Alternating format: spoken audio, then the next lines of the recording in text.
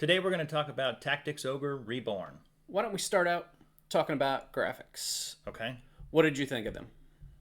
They were much improved over the original. So, and I never played the original, and I was like, man, this looks like Final Fantasy from 1990. 1990? Yeah. It's an older game, and they've updated the graphics a little bit. They've remastered them, is what they've done. Yeah. So it reminds me of an indie game. Yeah. The graphics of like an indie game. Very pixelated. Yeah. But again, it's a tactics game, so it doesn't really take away from it. No, you don't need realism for a tactics game. Yeah. The isometric, I don't know, top-down view. You push the middle mouse button to like rotate the map. Yes. So you can. It's a 3D, so you can see the height of the terrain, and then you can click the middle mouse to like rotate a top view, so you can see down like a chessboard of sorts. So I think zooming out helps a lot with the graphics as well, because if you zoom in, obviously everything's going to be a little pixelated, but if you use the mouse wheel to zoom out, I think everything looks a bit sharper because you've got a more of an aerial view. Yeah, I of would the agree map. with that. And it's not so bad as, you can't tell what the Right. things are, what the characters are, Yeah. because you kind of base that off of their appearance, of what class they are or whatever. Yeah. And even, it's pretty easy to pick up. But yeah, overall, I mean, don't expect anything great. It is an older game that's been remastered, so it has older looking graphics. Well, speaking of the remaster, I guess we should go into sound, because the game is now fully voice acted. So every line of dialogue in the game is now acted out from an actor. The only thing that's not is when they do a random saying for like a spell, like if they're going to cast a spell, like one of the wizards or the clerics, if they're going to cast something, they pop up a thing on screen that says the light's going to burn you or whatever they say, but that's not voice acted. Mine were. Mine are not. All mine were. Every time they would do a spell, they would say, Well, the screen would pop up, and then they wouldn't say anything. yeah, mine did. That's very strange. It is, but yeah, I'm sure of it. I mean, now I'm questioning myself, but I swear, I played right before I came to film this. I actually played for another 45 minutes, and one of my characters did a spell, and I don't know why it pops up just randomly. It's random. But I would have sworn they spoke it. See, mine didn't spoke it. Now, when they would do a random dialogue, when the protagonist would say something, or the leader of the opposing team would say, they would voice act that part, but just random spells, they wouldn't do it. So I will say, one of the things that bothered me the most about this game was that it's not automatic. Every time someone would speak, I would have to click the mouse button for the next person to There's speak. a setting. Oh, did I miss it? Yes. I didn't check, but I was like, good grief. Yes, there's a setting that you can go into where it does auto speech, where it just constantly goes to the next one. I kept waiting for, and I do it all the time. I mean, I got probably 15 hours into the game, and I'm like, I'd click and they'd start talking, and I'd just be like, waiting. And I'm like, oh, right. Click. Nope. It's an auto totally setting. missed Yep, that. there's an auto setting for that. So if you're in the same boat as Adam, where you have to keep constantly clicking, no, there's a setting where you can change the dialogue to auto. That's embarrassing. No, not really. As far as the music, I mean, it was much improved over the original, obviously, because it's a score now instead of I think a MIDI player that was playing it back in the day. Well, and again, I didn't play the first game, but I would say, it was, you felt it. I don't know, and it's a game that has knights and wizards and things like that. Yeah. So it was the in a fight, it's got the large, the swelling of music. Yeah. It's not really my type, but it was good. I mean, it was fine. It sounded good. Yeah. There was nothing like John was saying, it's not like a MIDI player, it's full sound. And and we're not talking about a $70 game either. Right. I mean, this is a remake, and I think we got it for like $40 through Green Man Gaming with a discount or something. But yeah. I mean, you can't expect the game to be 100% completely remastered in every aspect. Right. They try to hold true to the original with as far as the graphics and the sound and all of that. But they improved it a little, so you get a little bit more for your money. So as far as gameplay goes, it's your typical turn-based tactics game, where at the bottom of the screen it shows you a list of who's going to go. You know, you could have the enemy go 5 or 6 times in a row, and then you go 5 or 6 times in a row, or it could be every other one. It just depends on their speed of the character, determines who goes in what order. And what you do during your turn as well. I did learn that as I went on in the game, that if you don't move and don't do anything, say with your healer, because it's one of the first turns, you will come up faster because you didn't. It's based on how many squares you move, and then if you do an action or not. Yeah, I think it's called RT. Yeah. And so, yeah, each character has a base, but then you can save by doing less. If you only move and don't do an action, or you do an action and don't move, you come back faster. It's your turn. That character's turn again faster. Yes, and you can do, once you move, you can do an attack, or you can do a special, or you can do both. So there are some classes that have abilities that you can do that aren't part of your normal action, and your normal action is to like use an item or to attack or to use a spell.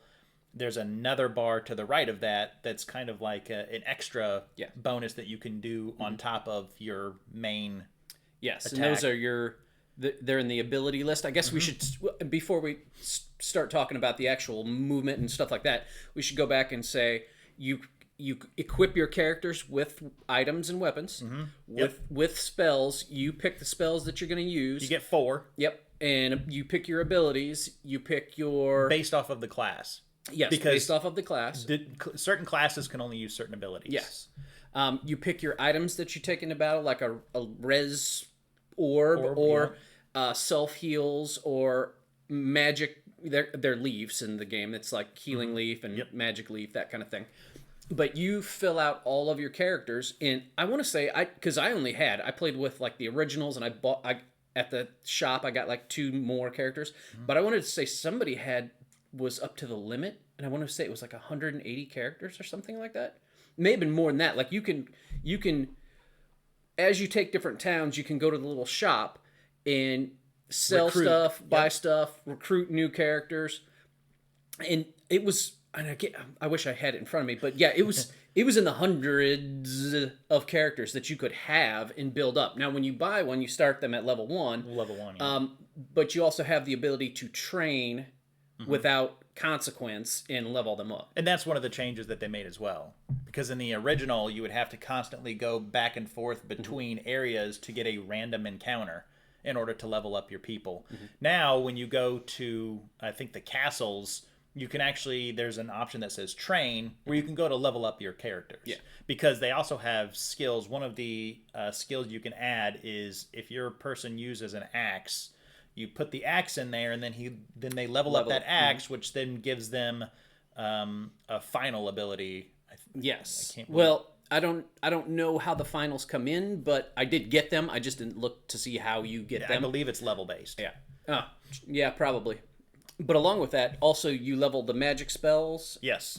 So you get a variety. Some characters, depending on what they are, like the was it called fighter? What was that called? The warrior.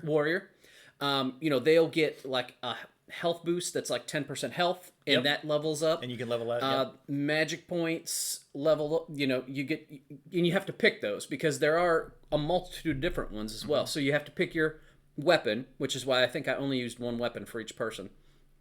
And then like the health one, and then like a resist. They had resist ones, like you can resist sleep, resist charm, whatever. Petrify, yeah. So out of all the ones that you can pick, you can only slot 4. Yep. And then those level up as you play. Yes. And then they have auto abilities that you can equip. Like my main guy was a Terror Knight, and you would equip this item that would randomly proc throughout the battle, but it would fear the people. And you had a chance to, obviously if it hit them, they were feared. And if they missed, then nothing would happen. And it's a grid system. Yeah. So if there were 3 people around you, you had 3 chances when it procced to fear. Gotcha.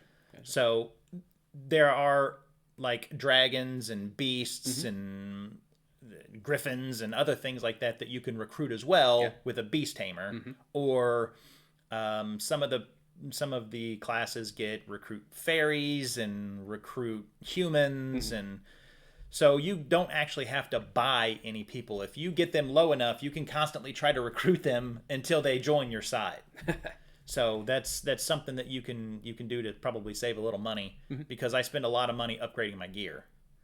And that's one of the things that I like about the game is you can get the gear that you have +1. So if you have a sword, you can find the materials for that and then upgrade that to +1, which makes it, higher damage and all that other stuff. So all of my characters have, whatever the armor is in the game, the best they can get at this point in time, +1. So it makes some of the fights easier. Some of the fights are very difficult. They are, yes. There are a couple of fights that I can think of where I didn't think I was going to get past them. I was like, I've got to try different options and different tactics and different groups, and you try different classes and all this stuff to get past this section.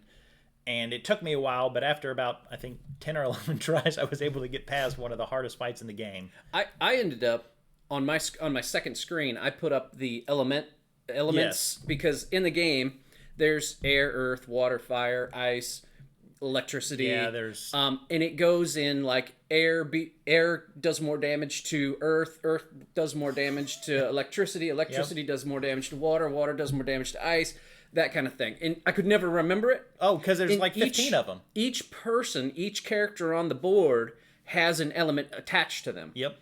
And so one of the things that you can do in the game is you scout before you start a battle.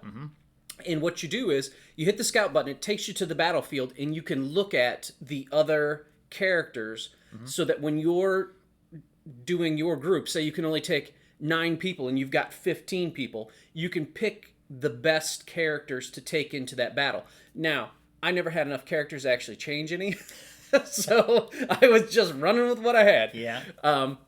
But that's part of the tactics of it. Now, as a non-tactics game player, I was pretty confused when I was starting that out. And that's why I said I had to have that up on my other screen. So I'm like, okay, should I use should my wizard use a earth spell or a lightning spell or a water spell? Because I'd have to look at the person that he's going to throw it at and then determine what's going to do the most damage to the other character. Because when I first started out, I'd start and I'm like, hit a guy with a lightning spell and it would do like 60. Then hit a different guy and it would do like 16. I'm like, what's going on here? But then I finally figured that out. So when you start out, you start the game with your normal Basic characters, a warrior, archer, wizard, priest, wizard, knight, just the basics. And then as the game progresses, you get more options to get advanced classes.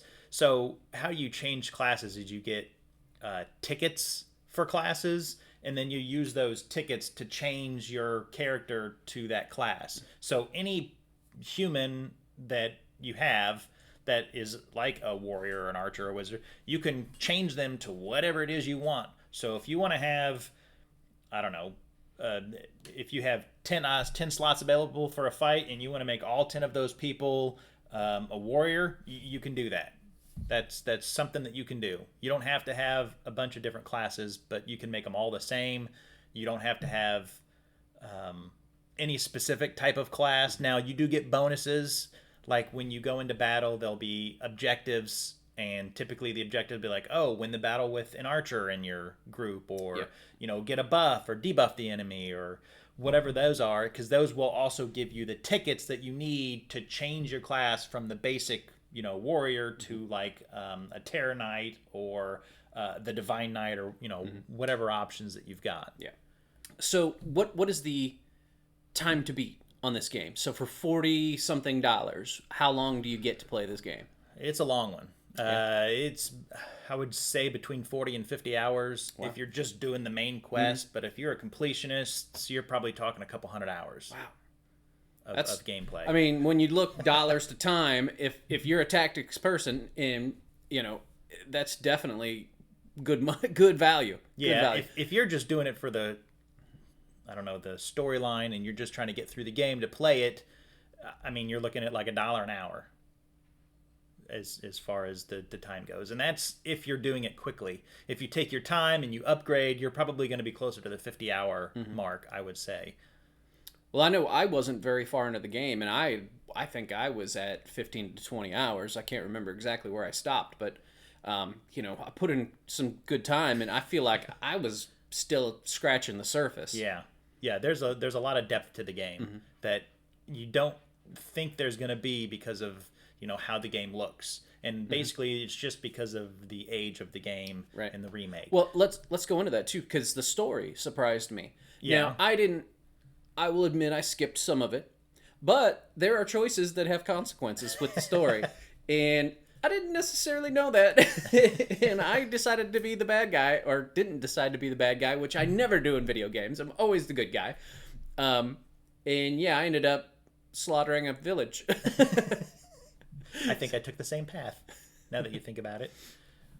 But yeah, the story definitely, even though, it shows up in, lines of dialogue that are spoken, but Yes.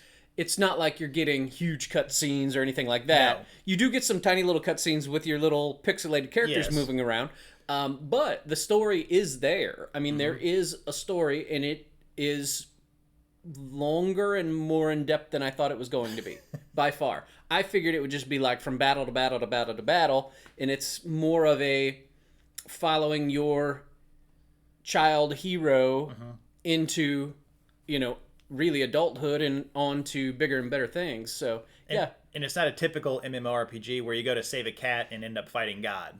That's not what it is. It's more of a Game of Thrones type of story, I would say, more than anything else. Yeah. All right, so you not being a tactics person, would you recommend this game for somebody who's never played a tactics game? So I will say I had to take this in smaller chunks. Now, when I first started, I probably played for 5 hours right off the bat, which is a lot more than I thought I was going to, because I didn't think I was going to like the game much at all. But after the 5 hours, I was like, okay, I'm a little burnt. So I'd step back, and then I'd sit down and play for an hour or so. And I would just keep going back to it, every day or twice a day, and play for an hour. Now, I will say there were parts of it that it was like battle after battle after battle, and you couldn't save. You can save after each battle. Yes, but I was like, okay, I need to get past this so I can get to the next thing.